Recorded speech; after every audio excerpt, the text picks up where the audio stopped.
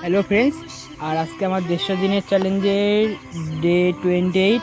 আমার ভবিষ্যতে আমার স্বপ্ন, আমার ড্রিম, আমি আমার শরীরকে গ্রো করবো, আমার বাইসেপ, আমার ফিটনেসকে আমি গ্রো করব। আর তোমরা যারা ভাবো না যে আজকে রোদ্দুর, আজকে আমি ওয়ার্কআউট করবো না, আজকে আমি ওয়ার্কআউট করলে আমি কালো হয়ে যাব, আজকে বর্ষা, আজকে করব না, কালকে করব, তো শীতকালে আমি আজকে বহুত শীতটি, আজকে আমি করব না, কালকে করব, এরকম করে যেটা ভাবো, তারা হাতে চুড়ি পরে নেল পালিশ পরে না ঘরে শুয়ে থাকো, শাড়ি পরে শুয়ে থাকো। তোমাদের কোনোদিন ওয়ার্কআউট করা লাগবে না, বুঝলে? যাদের ইচ্ছা থাকে তারা খুব ভালো করেই জানে যে তাদের কখন ওয়ার্কআউট করা লাগবে, কখন করা লাগবে না। যাদের স্বপ্ন, যারা বডি বানাবে, তারা ঠিক বডি বানিয়েই নেয়।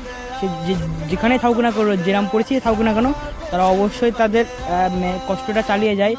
আর তোমরা যারা ওরকম ভাবো, তারা নেল পালিশ পরে বসে থাকো, বুঝলে? তোমাদের ওয়ার্কআউট করা লাগবে না।